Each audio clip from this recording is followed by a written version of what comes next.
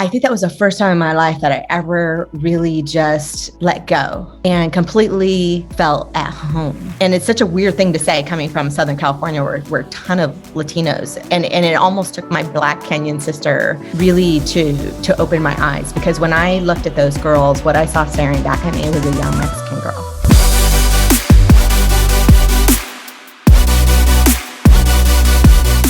Hey everyone, and welcome to the Academy podcast with the #1 international best-selling author and multi-award winning success and life coach, Kamil Shah. I want to thank each and every one of you for taking this opportunity to grow together with me, Kamil Shah, and my guests on this program. Each episode of the Academy podcast is filled with insights and wisdom from my guests, which I believe can have a profound impact on the way we live our lives.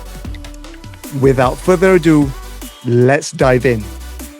Welcome to the Academy podcast with Kamil Shah. And today I'm absolutely thrilled again because I have a super special guest with me, and she was involved in the book that we're going to be talking about. Joining me today is Cindy Rodriguez. Cindy is a second-generation Latina woman living in Southern California. Her family stories chronicle the lives of poor Mexican immigrants who worked at the Simons Brickyard in Los Angeles, California. She feels a sense of connection with the poverty-stricken teens in rural Kenya, as they were both given a second chance at life through education and empowerment. Cindy is the founder of Elimu Girls, a division of Elimu-USA, established in 2013 to equip girls with the skills to transform the outcomes of their lives.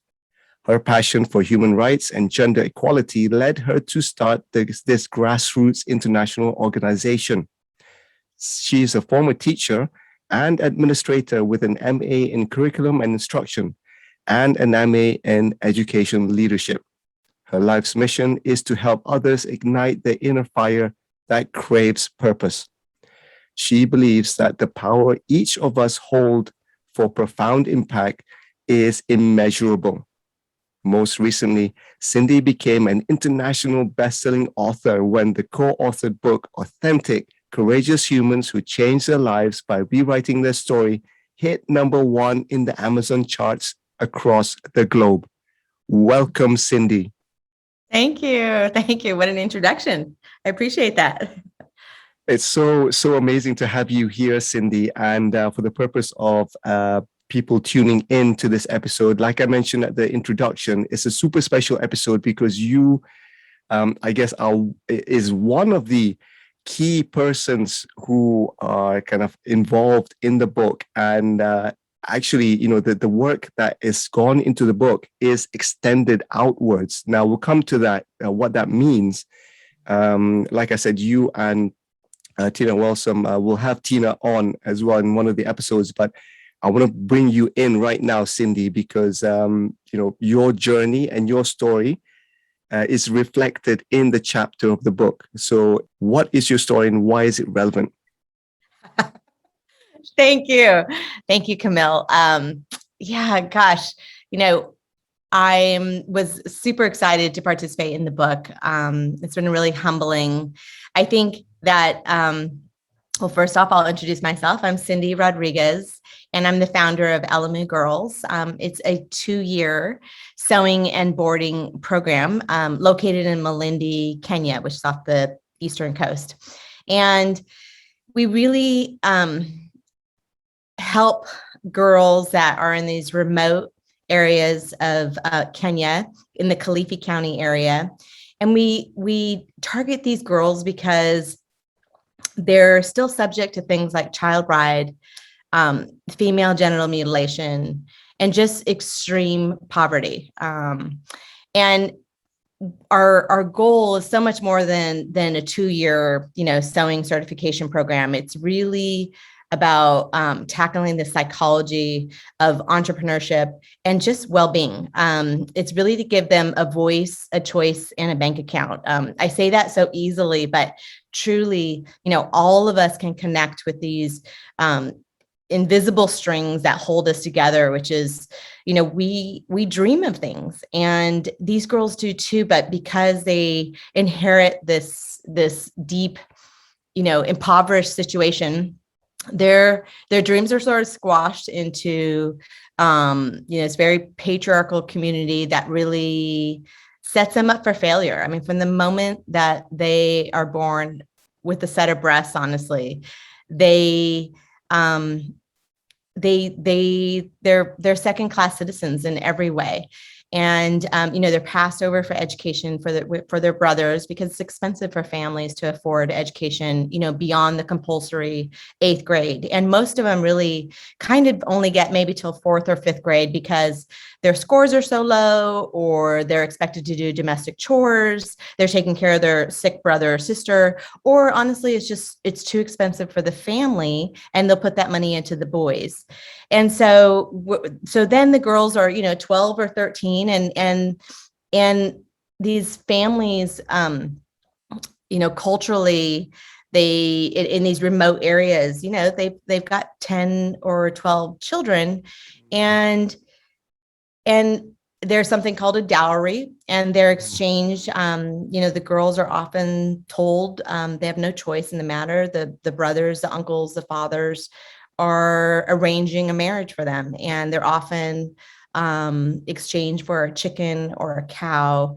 Many of them are second or third wives. So these girls really deserve to have the opportunity to improve their lives. And we know that women in these communities especially reinvest 70% of their income back into their communities. And that's prolific. And so if we could begin to help girls, worldwide, but for me, my mission is in, this little beautiful place in Malindi, Kenya, to help girls gain basic human rights and really, again, have a voice, a choice, and a bank account.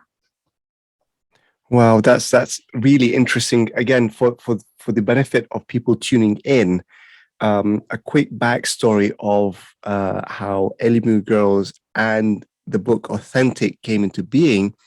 From my experiences, that when Tina reached out to us, the 21 authors, and mentioned that, by the way, all the proceeds will go towards this charity, Elimu Girls. Now, to be honest, at the beginning, I was a bit, I'd like to understand, how does that go about, because I was of the opinion that, when I'm writing something, I probably want to reap something from it.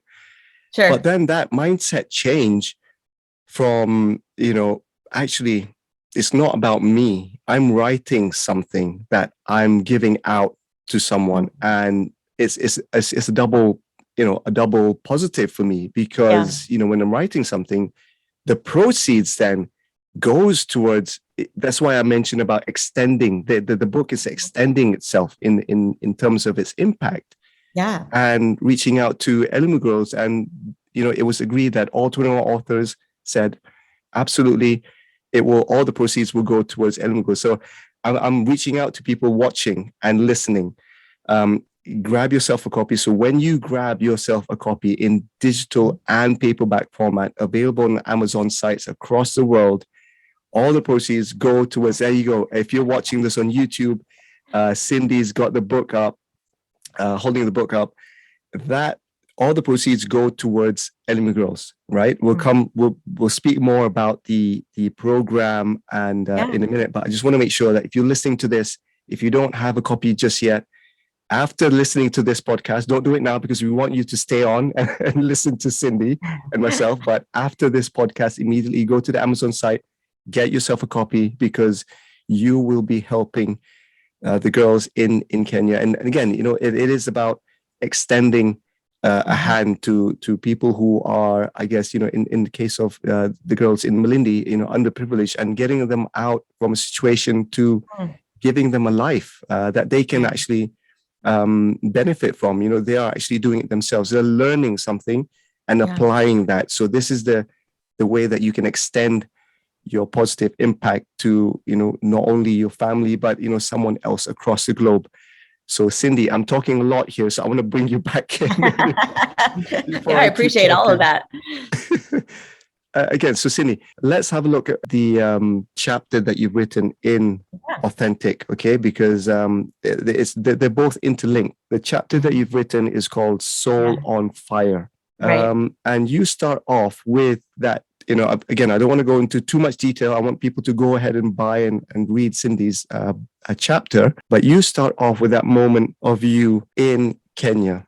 I think, all of us do have a story. I mean, thank you for sharing about how the ripple effect of your purchasing power, and really when you purchase things, you can help people rise. I mean, that's such an important thing that we all give back, regardless of age, regardless of income. There's so many ways to give, not only purchasing power, but also using your voice. And that's what we did. We shared our personal stories. So I'll go a little bit into mine. I think as a young, scrappy Mexican girl, the youngest of five, I always envisioned that I had a dream about helping people around the world. I was so fascinated with, when my mom would say to me, the starving kids on the other side of the world eat all your string beans.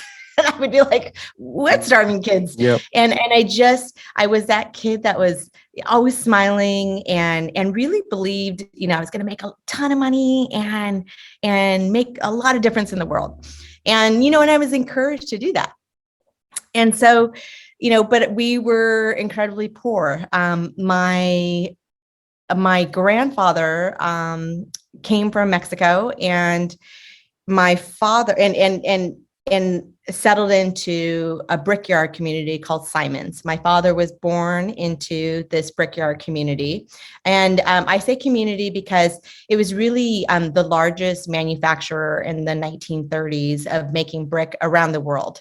Wow. And it's important to say that because the entire company, Simons was a brilliant entrepreneur who understood that the process of making a brick from start to finish was incredibly laborious. And this is the time of the 30s and 40s in the United States where, jobs were difficult to come by. And there was a lot of ethnic tension across the country. There were signs across restaurants in the southern part of our country that would read on the outside, no blacks, no Mexicans, no dogs. There were many things that were public facilities that were only open to people of color on certain days of the week. And my father was born into this sort of a silo because Simons Brickyard was an all-inclusive community, albeit poor, and the homes were incredibly simple. All of the workers stayed on site, and and it was a 24-hour operation. So it was part of their being. I mean, literally, like the red dust was part of it. Not only was it on their outside, but it was also inhaled. It was such a part of who they were, entrenched in this both beautiful community, but also stepping outside of the the ethnic boundaries of of Simons. Los Angeles was not that friendly to this large Mexican labor community.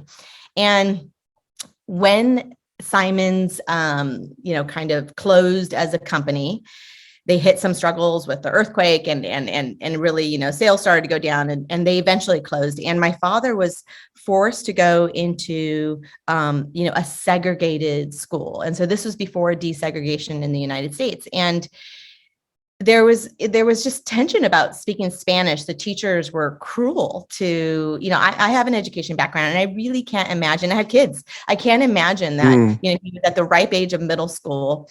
And if they spoke Spanish, they would be reprimanded, even physically reprimanded sometimes. And really, when I asked my dad this day and age about his experience in Simons, some of it is really pleasant. He can remember, mules and donkeys and the sounds of the fans of the brickyard and running around like a kid. But when you talk about when he went to school, And, when Simons closed, I mean, literally a 90-year-old man will be brought to tears because they were degraded. I mean, when you're conditioned that you're less than, sent to the back of the classroom, the Mexicans were dirty, they brought the red diseases, they, like on and on and on and on. That conditioning, it's really, really hard to break that when you're a kid. And thankfully for my father, he went off to the army. He couldn't wait he said it always like saved his life. He was part of the post-occupation in Germany, and he was there for 5 years. And I think it really opened his eyes, this Mexican boy, young man that completed high school, had a tough education experience, but he went and it was so eye-opening for him. When you see other people struggle, and, being in the post-occupation in Germany was all kinds of struggle and strife, right? And how when the Americans came in and he just got a different lens. And when he came back, he married my mother, and my mother was the Snow White of Mexicans. She was gorgeous, strong, and they had their kids, and they said, we are going to do everything we can to protect our kids from having an accent when they, and we're not going to teach them Spanish because there's no way we can protect them from the world. That's cruel to, it was at that time, to kids that, or adults even that spoke Spanish, spoke a second language. And we had the last name of Arnold. We assimilated really, really well. And so for me, going back to that sort of generational trauma, my dad, he was both so strong in his belief, both of them, that we needed an education, straight teeth, and to present well, speak the Queen's language, so to speak, and they did, and we did that. But there's still pieces that of that kind of less than that was sort of inflicted on both my parents, honestly, growing up, being Mexican, that transfers. And I think, I almost had this like double life, like one where there was embarrassment but yet totally trying to fit in, right? Like we seek that belonging, but the authenticity of like showing up completely Latin, which is really that fire in me, the person that's like completely irrational sometimes, that fiery Latina, all those things that, we know about Latinas, I totally accept and take full responsibility that that's me. But I didn't as a kid because you're taught to fit in. And I desperately wanted to, and I did.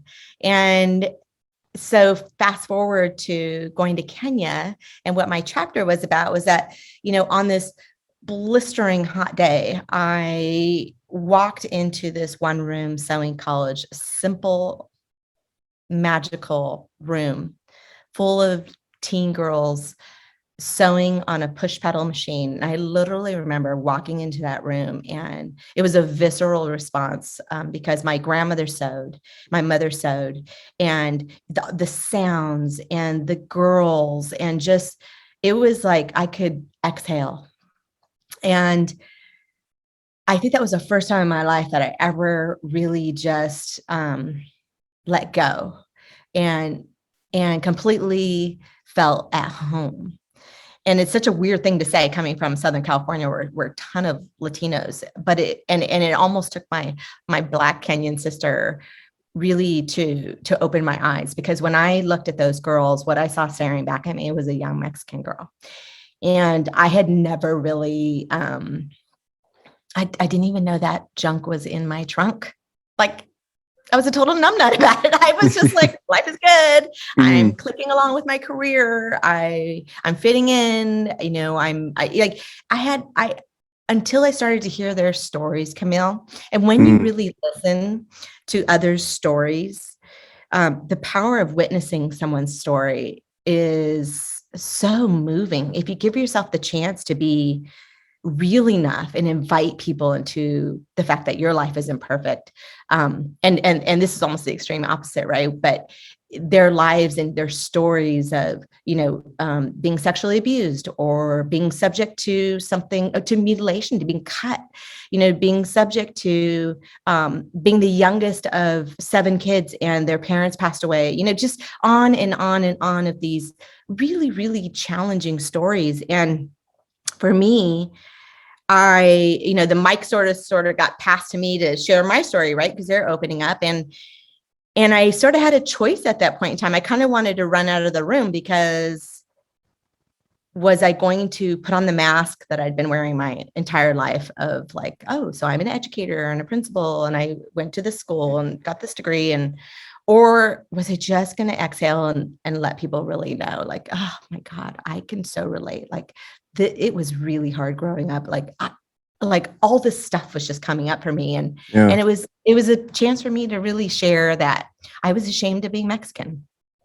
And it kickstarted this journey for me, not only of connecting so deeply with another human, with humans, where you really feel like there's no way you could walk away from this situation and not make a difference.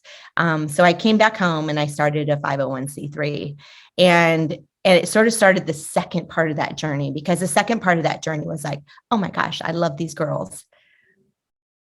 But now I'm faced with like having to do things in this entrepreneurial journey, because even as a nonprofit, you're basically a for-profit. It's just that there's tax deductions and a different model, of course. But as an entrepreneur, I mean, that is the true test of your courage. And a lot of times I had the skills. I could speak clearly. I knew how to project manage. I was running a school. Like there were many skill sets I came in with. But it was really a courage problem and a confidence problem. And she sort of helped me with this journey, because at the beginning, I wanted to do it for her. I was just like, I need to help her. That sort of classic relationship that a lot of us have with with charity. Sometimes it's like this African girl on the other side of the world. I'm going to be her hero. I'm going to help her. Like it's already sort of inbred with this relationship, because we're so physically far from them. We hear these stories. We don't walk the grounds of Africa typically the way that, maybe someone that's closer might, and have a different, perspective. So we hear things and we build a story around that. Well, for me, I had that same experience and felt like, oh, I really want to help them. And that was sort of my driving force. But as I began to tackle things about like, why do I feel like I'm such a loser sometimes? Why do I feel like I can't figure this out? Why am I so afraid of people judging me, not liking me? The many things I would go through and ask myself, it became clear to me that I really, being vulnerable and opening up myself and my story was actually how I help her and connect with her. And it's like, we're both supercharged because we have wounds, and everybody does. And so when you're willing to share and again, invite people into a real authentic conversation, that's really where people get you, and they'll go to the moon and back for you.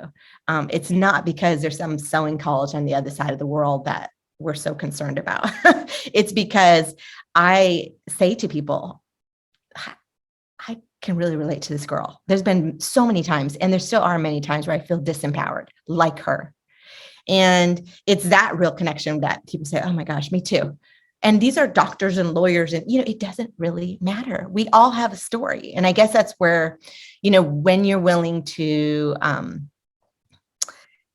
sit with another human and not, and lose the garbage of like, it's not garbage, but to talk about, careers and all that. It's when you get to the real stuff, like the soul stuff. And that's the soul on fire part, is like, when you really just connect with someone, and we have so much capacity for this. I mean, you could be going for a cup of coffee, walking past someone who is having the worst day, and you just literally make eye connection.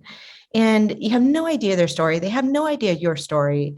And, you don't know how you impacted them. And so I always even just tell, from the youngest of kids to the eldest of people, your ability to connect with another soul and really make simple change or extreme change is pretty significant. Well, that was a lot. No, I'm sorry. I was just enjoying listening to that. There's a lot in there, and I just going back to the last thing that you mentioned about the capacity that all of us have in making an impact, and it doesn't have to be the big stuff. It's the normal, what we call sometimes mundane things that we kind of just disregard, like you're saying, on a daily basis, the simple things. Start small with, just smiling to someone, and you never know how that smile can alter the mood of that person, or kind of just take or distract that person from the bad day that they're having. I mean, we all have an Elimu girl staring back at us in some form or another.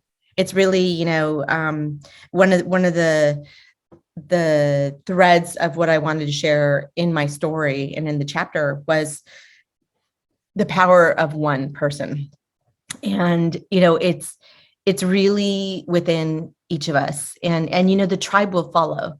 So it's putting yourself out there, and it's not easy. I totally get that, because I still struggle with, judgment and trying to recover from being perfect. I mean, perfect is so passe and gross.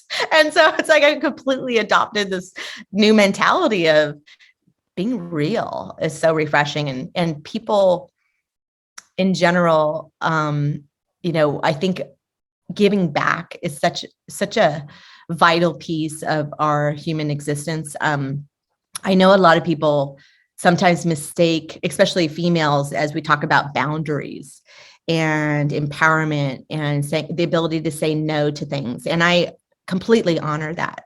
I think you have to fill your cup first. And what I mean by that is, whatever self-care practices you have, breath work, meditation, prayer, cooking, it could be woodwork. I mean, whatever gives you joy and fills your cup. So you have energy, soul energy, like energy to give back. And it's taken me a long time to sort of, and I'm a human, so I struggle with this as well, but giving back without expecting anything in return is the biggest source of energy that you can ever find. And people mistake, I already give to this one charity, or I really, prefer, like, I'm just so tapped out, I can't. But sometimes the thing that we're struggling with inside, when you give it, you get it back in spades.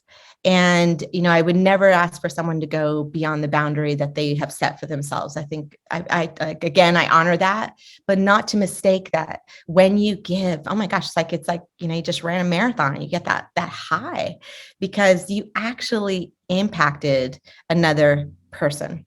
And it's a moment in time that, we don't ever get back, and you were impactful, and you can do that so much.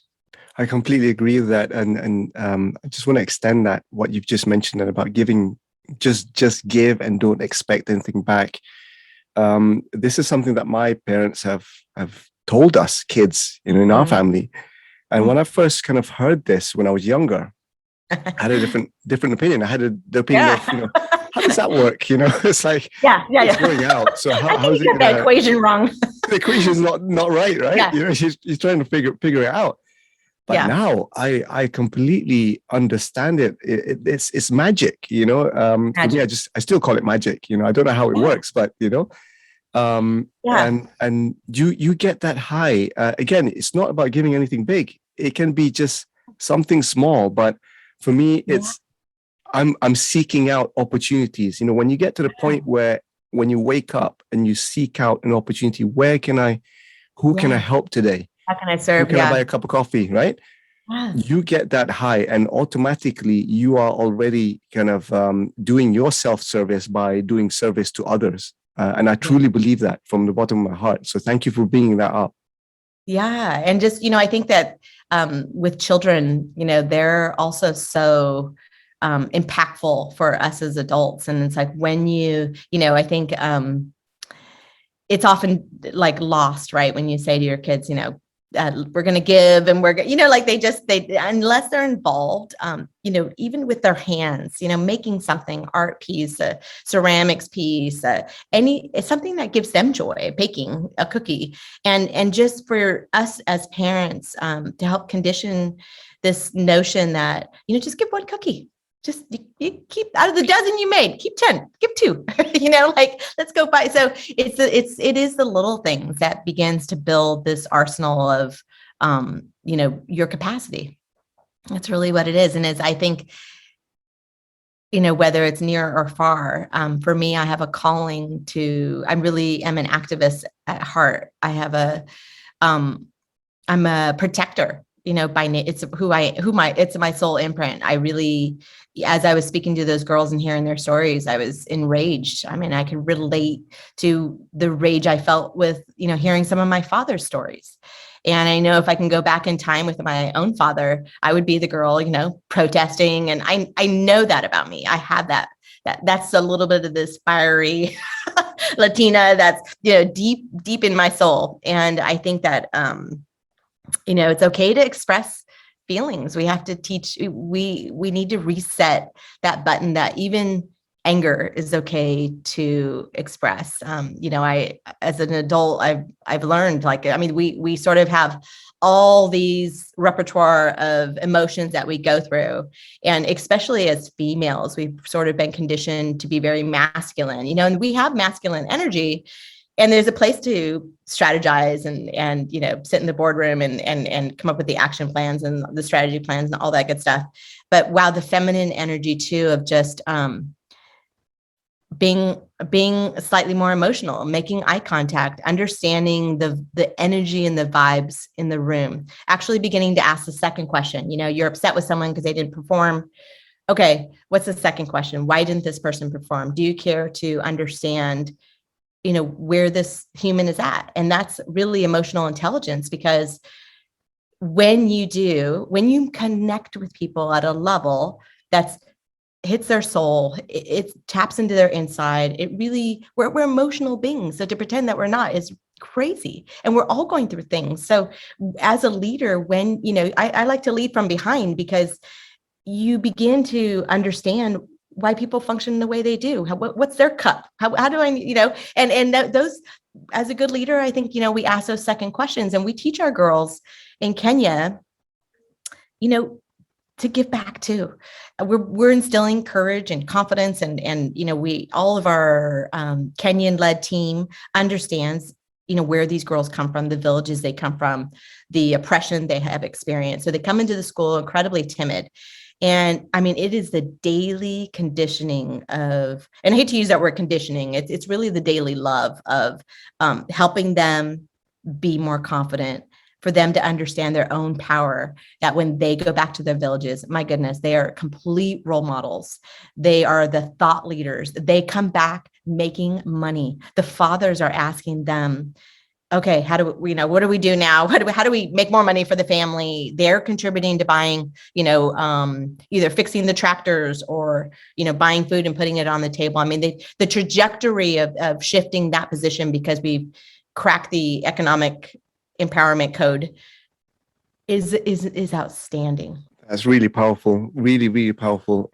I want to go back to a few things that you mentioned earlier about sharing and being vulnerable, about sharing your own stories. Mm-hmm. And, this is where the book, I think, is quite powerful, because there's 21 different stories. Yeah. And each author has been vulnerable enough to share their own stories. Some, are very, very, very powerful. I've read some of them, and to be able to be at a place where you are comfortable in sharing your story. And I think I had this conversation quite recently. Someone asked me, so how do you get to a point where you're, how much do you expose? How much do you tell? Mm-hmm. And I guess for me, it was at a point where my response was, I'm at a place where I'm at peace with what has Yeah. happened.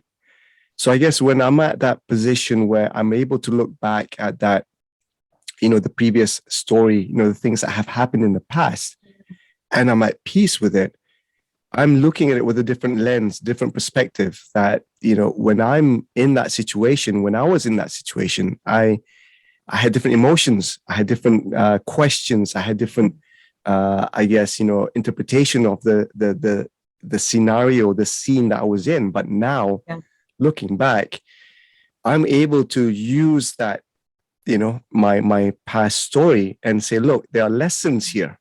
And, by sharing it, somebody else could potentially relate to it and say, look, I understand where you're coming from.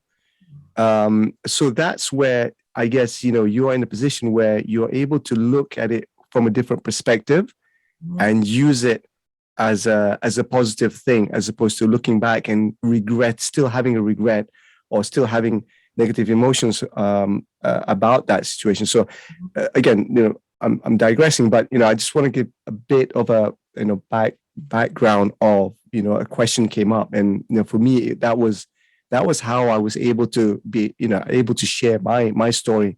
And I think it's such a great point. I mean, for me, I guess looking back, and maybe even still now I struggle with it, but, we were raised to sort of keep things under the belt, and be private about your problems. Don't air your problems.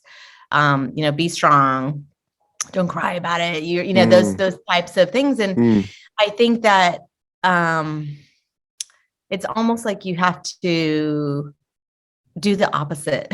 When I feel bad, which, that's life, right? Like we all go through things. And so when I Absolutely. feel bad, what next? What do I do to help myself? And maybe you do need just to decompress, but also the aspect of being bold enough to share your story, to actually reach out to other people when you are feeling bad, because more often than not, there's also someone else that's going to open up to you about the things that they're going through. You start talking about, my sister had breast cancer. Oh my gosh, mine did too. Yes, my best friend had breast cancer. You start talking about, I had a child that was always sick. When my firstborn was sick, probably 18 months, he had 3 bouts of pneumonia. And when you begin to share that with another parent who's struggling with, adjusting to parenthood or whatever. So like when you invite people into the realness of things that you struggled with, or maybe are continually struggling with, my gosh, there's such power in that unity. It's like souls connect. That is actually soul connection. Cause you're like, we're together. Yes. This sucks. I get it too. And that, but we're so in the loop of like this fast-paced life that we live. We're with, especially in Los Angeles, it's like, Hollywood Central and production and film production. And we sometimes, our human existence, doesn't make room for the soul to really, sort of be present in our daily conversations. And that's a choice I think that all of us get to make. And it doesn't mean you need to be like the weirdo that joins the party that's like, I'm the soul power, I'm here. That's not what I'm talking about. I'm just simply saying that when you get beyond the peripherals, and you really and you don't have to start with asking someone, so tell me about your soul. How are you doing today? Because people need the invitation. And that's what you can do for them. But I think that's your point. Like when you're at peace with sharing your story, and it's not for everybody, maybe you'll be judged, and maybe all these other terrible things that other people might, pass to you, resistance, judgment of your story, whatever that is. Like you said, we're at peace with that because you stand in your own power. You know what you've gone through. You're mentally strong. You're spiritually strong. That that energy transfer, more often than not, will really be a good exchange. Absolutely. And again, what you mentioned about the judgment, and people might find it strange. People might kind of hang on a minute. What's going on here? Are you okay? Is everything okay? Right? I've had that recently, actually. To be honest, someone WhatsApped me and said, is everything okay? Are you still, practicing? Are you still, doing your day job? What are you doing? Yeah, I'm yeah. seeing you on doing all these things. And my reply was, I'm happy doing it. I find joy in doing it. So, when you find, I mean, for me, I'm talking about myself. If I find joy in doing something which I know is beyond myself, I'm going to keep doing it. Because you talk about the runner's high, I'm getting that. Yeah. Someone recently shared with me about, your ego and the judgment, that egos are not necessarily bad in and of themselves, because oftentimes we'll be like, oh, drop the ego and go right into like, true feelings and all this good stuff.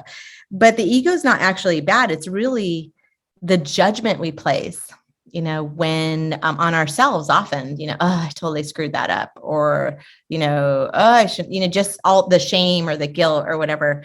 And when you can just let that go, if you can clue into your body, because if you, oftentimes when you're judging yourself, you feel bad. If you're feeling bad, most likely it's your ego, judging yourself. And so that inner critic. And so if you can begin to, you said passion and you're happy doing what you do, like that's what you lean into, right? Because that's your soul. Like that's your passion. That's your world. That's the inside. That's Absolutely. your emotion. All that stuff it's leading you towards something that you're like, you're in flow. But if you're, trying to work up here and you're feeling constricted, or that inner critic is just like, on role play, just playing over and over and over in your head. That is when you say, okay, ego, I love you. You're a part of me, but I'm now going to move forward with something else. And it's being that aware. I think that really helps you be at peace. Beautifully said there, Cindy. This has just flown by. I feel I love talking to you. We need a second session here.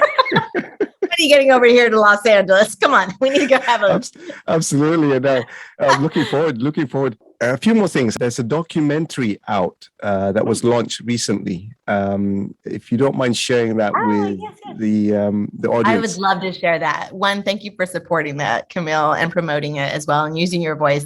So with our girls, and back in 2019, a woman named Shannon Ashford, who's a designer here in Los Angeles, was invited to go to the Paris fashion show. And she had about 6 months, and she really does, ethical fashion. And she reached out to me and wanted to work with girls in Africa. And so we arranged for her to go to the college, and she worked with our girls for a month, a little north of a month. And they created this 8-piece collection. And it was this incredible mashup of like, cool Katenge local fabric in Malindi with like, these organic recyclable cottons. And the experience and the journey of those 30 days, from the first day they met, where like, Shannon, walks into this simple cement, little magical sewing room with girls that were completely timid. I mean, they were like, we're going to start working with an LA designer. I mean, they were scared. I think I would be scared too. I'd be scared too. Right. I mean, so the expectation and just this spotlight of like them working on something that was going to be on the world stage in Paris was both exciting and incredibly scary. And for her, she said, gosh, she realized when she got off the plane, she's like, oh my gosh, how are we going to do this? We have 30 days. I don't speak Kiswahili. They don't speak any English. This is trouble. But you know what? She said they really, the language that they spoke was design and cutting and patterning and sewing. And so they had this magical journey for 30 days. And so Shannon goes off to Paris, and, our girls are all huddled around a television set. And, the Paris fashion show begins, and Shannon says that, as she sees these models come through, it's really like, it's Carol coming down, it's Priska coming down. It's all of our girls that participated, and we're walking the cement floor in Kenya, but now it's on the world stage. And then the girls huddled around the television, watching their wares the things that they touch, they created, kind of glide across this world stage and being applauded and well received by, different companies in Paris was just really a dream come true. And so when COVID hit, our traditional program is really just a 2-year sewing and boarding program where we provide scholarships. But when COVID hit, the girls were sent back to their villages because we had to shut down. And we were panicked. And so we really all came together, across the world, Kenya, Canada, and USA, and said, oh my goodness, what can we do to get these girls working or back in school? And right away, they came in and they started making masks. And we got this huge order from the UK, and we shifted, and we were able to, comply with the government and meet all the COVID safety regulations. But we shifted in a way where we took these girls that were students and sort of shifted them into artisans. And we needed more than masks. And so we had been talking about these paper dresses that the girls make their very first year that they're in the college. They don't sew with material, they sew with paper. And what they produce are these, what the outcome of that is like these gorgeous little paper dresses.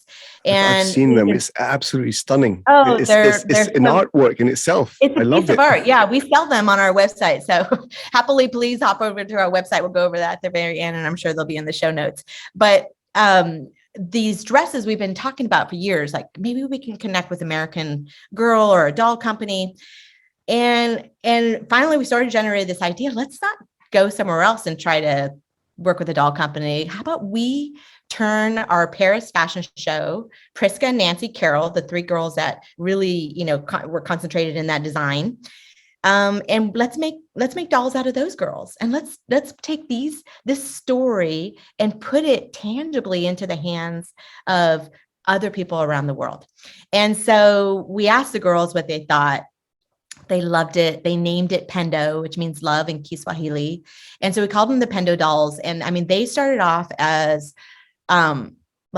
they were so raggedy at the beginning. I mean, they would have been like a nightmare for a child to receive because the head was bubbling, and it was such a gorgeous story of like a journey of pivoting and working through frustration, girls in tears about they couldn't get the eyes right. The eyes were too far apart. Like the art of perfecting the outcome of these little Pendo dolls that were literally, not only a representation of the girls themselves, but the resilience and like everything that's woven into these little dolls is nothing short of perfect, even though every single doll is uniquely different because they're just handmade. And so we launched a Pendo documentary. Just recently, we aired it, internationally. And the Pendo documentary sits on our website now under our press page. And it's really quite incredible because it gives the background of, how Pendo came about, but also Pauline, one of our girls, is featured in it, from her village to like literally being on a radio talk show in Kenya, talking about, here's this timid girl talking about, the doll was skinny like her, they needed to fatten up the doll, like just real life stuff that's magical. And, it's not the celebrity clad like stories sometimes that we hear about making these big differences. It's like real people putting a lot of heart into trying something new. It's messy, but with perseverance, we have this product now that we've gotten such good reception about, Pendo. And, we're hoping to roll out a new program for Pendo dolls next year with the schools. And, we're constantly trying to figure it out and can continue to make her voice even louder and amplified around the world. Love that. I love that. Thank you for sharing the documentary, just kind of a gesture. So off the back of that, so how can people connect with Elimu Girls and also get access to the documentary and, to get involved with the charity? We have so many ways. We would love to connect with you and everybody just through social media. So we're on Instagram, Facebook, Twitter as Elimu Girls. We would love for you to sign up for our newsletter so you could hear about all these, exciting, programs rolling out, about the Pendo sale. We have paper dresses and Pendo dolls that we sell on our shop at www.elimugirls.com. And right now we're doing a campaign. We're trying to put 14 girls through school. So our goal is to raise $22,000. And the campaign is really it's called Walk in Her Shoes. And it's about, when you're compassionate, you build empathy. And it's it's putting yourself in someone else's position. And so and we should be doing that all the time, in everyday communication with both our family, with our employees, with the world at large, where you begin to understand what they're going through. And for our girls, I always say, all we're doing is just cracking the door. And honestly, she kicks it wide open. She needs our help to just start the opportunity. And $1,600, you can sponsor a girl. You could be a monthly sponsor, so little goes so far, or you can donate to our Walk in Her Shoes campaign. It would be so deeply appreciated. I love that analogy, and all the information will be included in this episode's description. So don't worry about if you didn't catch that. I'll get it off Cindy and we'll put it in the description. Thank you, Kamil. I appreciate that. Cindy, we are coming to the end of the session today. I usually end this with a quick 5 question. So are you okay to go totally. with it? Sure. Awesome. The first question is, what is your favorite word? Oh, Spitfire. Oh, love that. I haven't had that before. So that's awesome. Love that. Love that. So question number 2, what are you currently reading or listening to? I love Kathy Heller, her podcast. So lit up by her podcast. Of course, I'm reading Authentic, Courageous Humans. Yes. So please join me in reading this amazing book. Absolutely. So thank you for sharing that. Question number 3, if you could meet someone either living or past, who would that be? Oh, Nelson Mandela. No doubt. Mandela, all the way.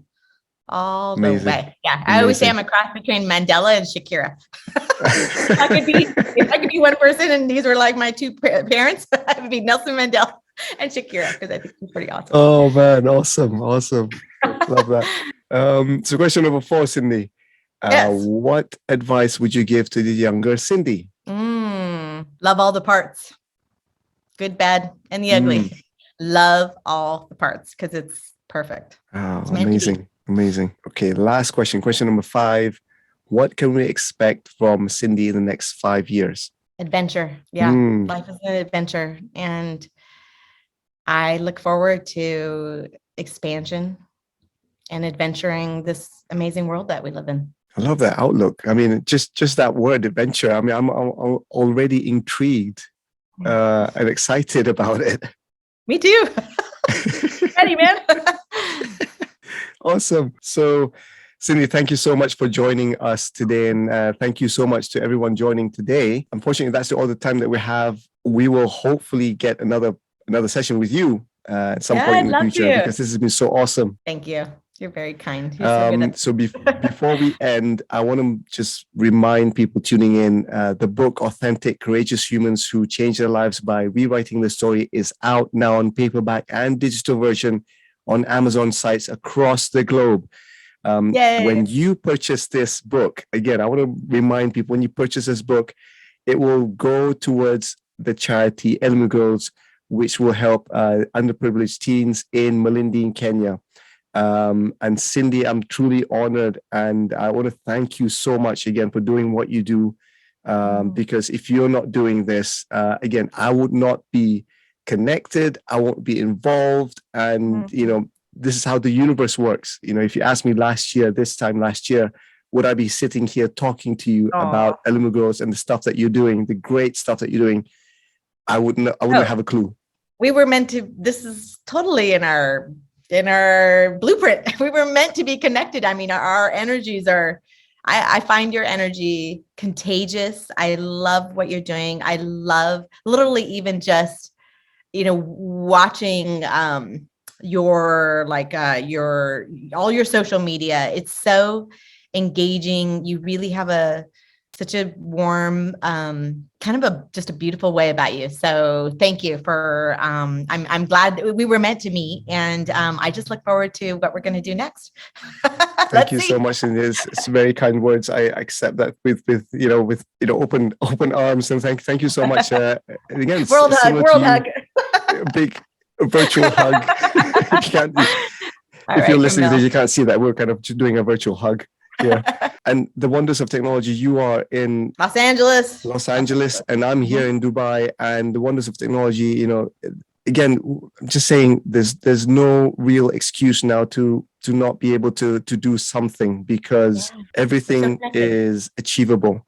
And this is what you said in your bio, Cindy, that you believe in the power that each of us hold for profound impact, and it is immeasurable. That is a powerful statement there. Yeah, I believe it wholeheartedly. Thank you, Kamil. Thank you. Thank you so much, Cindy. Thank you so much, everyone, for listening and watching. Peace and love from me always, and from Cindy. Thank you. Oh my gosh. Yeah. And be well, contribute, and give back. Peace. Bye-bye for now. Thank you so much for tuning in from wherever you are. My sincere hope is that this episode has not only resonated with you, but also given you some invaluable tips and strategies to improve your life. Don't forget to share your comments with me. As you know, I love to hear your views. Also, remember to follow the Academy, follow me, my guests, and tag us on our social media handles, which will be provided in the description. Most importantly, please leave a review and let me know that you've heard this podcast and how it has impacted you. Until the next episode, stay safe, stay healthy, and peace and love from me always.